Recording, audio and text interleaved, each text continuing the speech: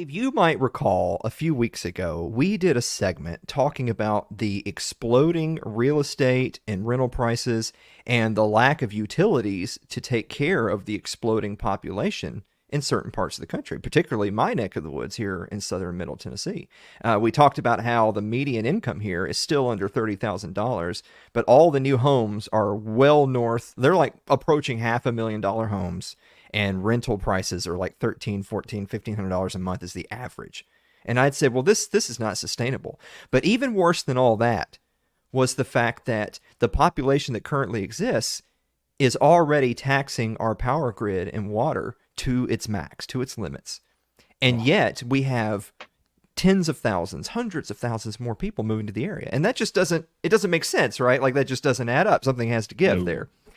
Well, our favorite congressman, Thomas Massie from Kentucky, was addressing Transportation Secretary Pete Buttigieg, specifically talking about electric vehicles and the power grid and kilowatt hours, and how these things just don't really add up. Take a look at this clip right here. The average household uses 17% of their electricity for air conditioning.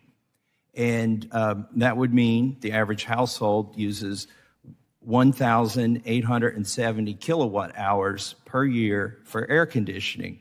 If that average household plugged in electric cars, do you know how much more electricity they would use in comparison to the air conditioning that air conditions their whole house? No, but again, I would emphasize it will Let me help you with overall. that first before we go on, because the numbers are important. It would take 4 times as much electricity to charge the average household's cars as the average household uses on air conditioning. Do you think that could be? So if we reach the goal by 2030 that Biden has of 50% adoption instead of 100% adoption, that means the average household would use twice as much electricity charging one of their cars as they would use for all of the air conditioning that they use for the entire year. Now, that's very appropriate that he was using air conditioning hours, kilowatt hours, as sort of the basis of his analogy. I wonder when Buttigieg is going to get monkeypox, by the way. Oh, man, like, you know his time's coming. I want to do as many monkeypox jokes tonight as we can, but, sometimes it's hard to fit it in. Oh, no. We doing this again? All right. Well, I'll come back. I'll let Okay. you. I know I sprung that on you. I'll give you a moment. All right. All right. So anyway, he's talking about air conditioning, which is particularly appropriate, right, this time of year, because, man, it is hot outside, especially here in the South, where it's like 100+ degree weather, like almost every single day. I tell you what, no sooner than that clip made the rounds on social media than this opinion article came out on CNN. Check out this article right here. Opinion: a very European answer to air conditioning.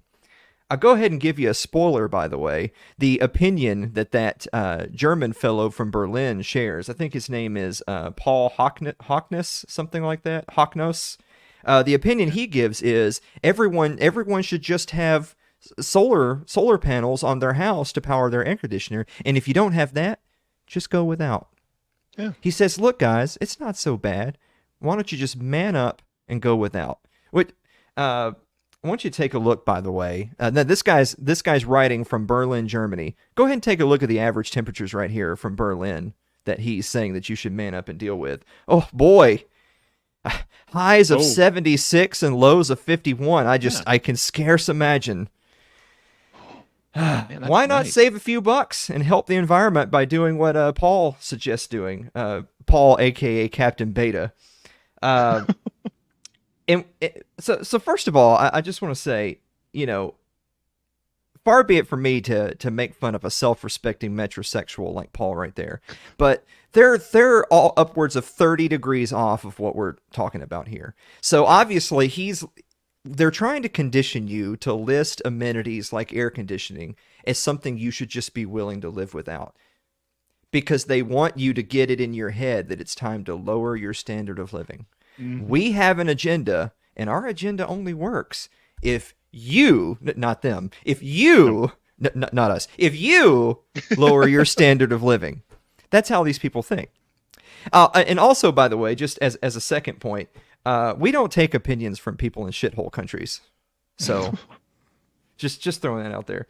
But at the end of the day, we know full well where all of this comes from. It's not a coincidence that these articles just so happen to come out at such perfectly timed occasions.